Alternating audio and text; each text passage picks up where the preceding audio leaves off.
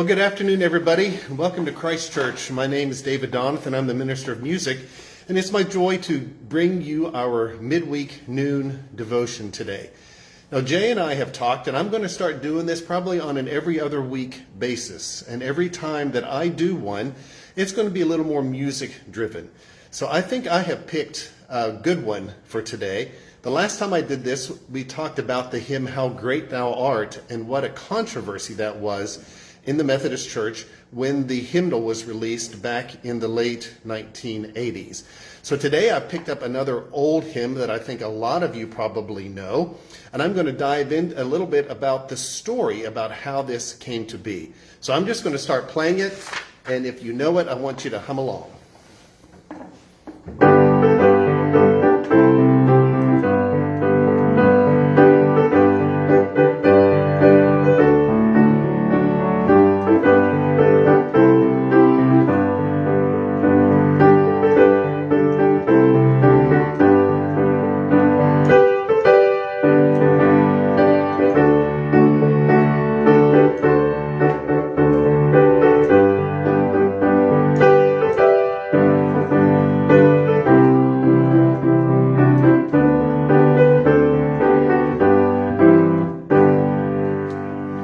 So, of course, the name of that hymn is called The Sweet By and By.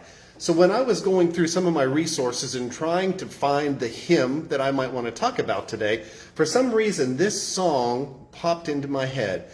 So as I was going through the story behind how this particular hymn came to be, it kind of hit a little too close to home, so to speak. And I'll explain a little bit of that here in just 1 second.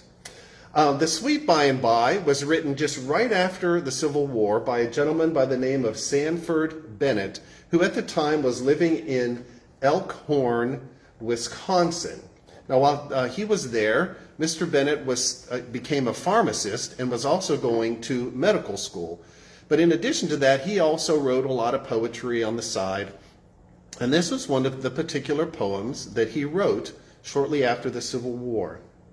But before we get into that, I want to read a passage of scripture that kind of goes along with this, because if you are familiar with this hymn, over the years, a lot of times it has been associated with funeral services. It's one that has always been done as a celebration of someone's life, because it talks about gathering again in the hereafter. But it's also a wonderful song of joy and inspiration and hope. And that was one of the reasons why I wanted to talk about this particular hymnal, or this particular song today. But here's the scriptural lesson first. This comes from John 14, verses 2 and 3. And if you've been to any funerals recently in United Methodist churches, you'll hear this particular passage of scripture read almost every single time. In my Father's house are many mansions. If it were not so, I would have told you. I go to prepare a place for you. And if I go and prepare a place for you, I will come again and receive you unto myself, that where I am, there you may be also. A wonderful word of hope, especially when anybody is going through a difficult time. So let's talk about this hymn a little bit. So like I said, this Sanford Bennett served in the Civil War, and after the Civil War was over, he moved back home to Elkhorn, Wisconsin, where he became a pharmacist, and he also went to medical school. And his friend, Joseph Webster, was a musician. At the time, he was known as probably one of the best musicians, or one of the most popular musicians in Elkhorn, Wisconsin. So these two became good friends, and they often met in Mr. Bennett's drugstore. And if you can imagine the old school drugstore, you'd have a counter, you could pull up a seat, get something to drink. There'd be a wood burning stove over here, especially in the wintertime, keeping the place warm. And that's kind of the scene of how this hymn came to be. Now, these are Mr. Bennett's actual words that I'm going to read to you. And I'm reading this from a book entitled 101 More Hymn Stories by Kenneth Osbeck. This is a great story, and it kind of made me laugh because I'm a musician as well. So, this is Mr. Bennett speaking now, okay? Mr. Webster, like many musicians, was on an exceeding nervous and sensitive nature, and subject to periods of depression, in which he looked upon the dark side of all things in life. Now that just kind of made me laugh. Basically, musicians are moody, is what he's saying here. And he could tell what kind of mood his friend Mr. Webster was in whenever he walked into his drugstore. I had learned his peculiarities so well that on meeting him, I could tell at a glance if he was melancholy, and had found that I could rouse him out of his melancholy by giving him a new song on which to work.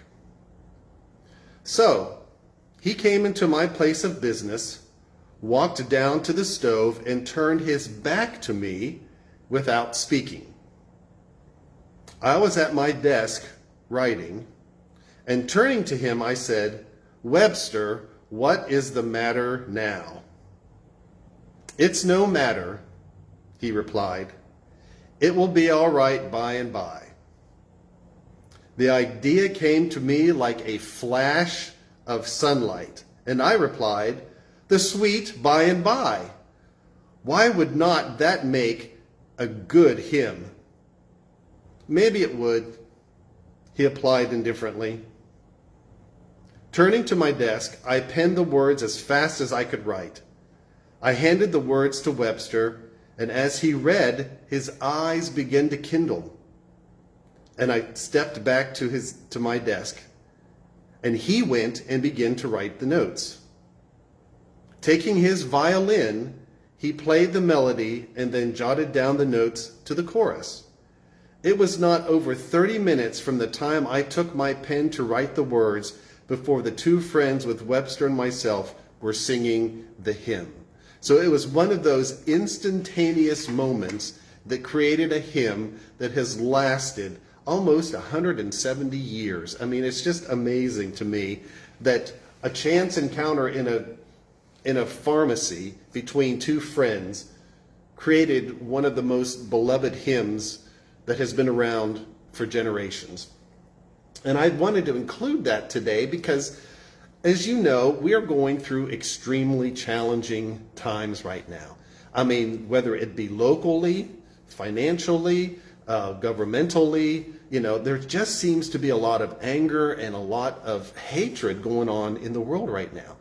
And something that seems to be lacking is hope. Hope for a better life, hope for a better day. And so this particular song, I think, is why it came to my mind, trying to think of a song that would be upbeat and give hope, even in the context of its normal use, which is in a funeral or a memorial service. But as you heard me play earlier, it does not sound like a dirge. And that's one of the things that, to me, can sell a song, a hymn, whether it can be joyful or whether it can be slow and mournful. This is a great song for a memorial service because it is just so upbeat and so positive and so uplifting. So I'm going to sing all three verses for you with the refrain, and if you know the words, I want you to sing along with me. I know you know the refrain, okay? "In the sweet by and by we shall meet on that beautiful shore," and then that repeats, "In the sweet by and by we shall meet on that beautiful shore." So let's sing through this song together and see how this goes.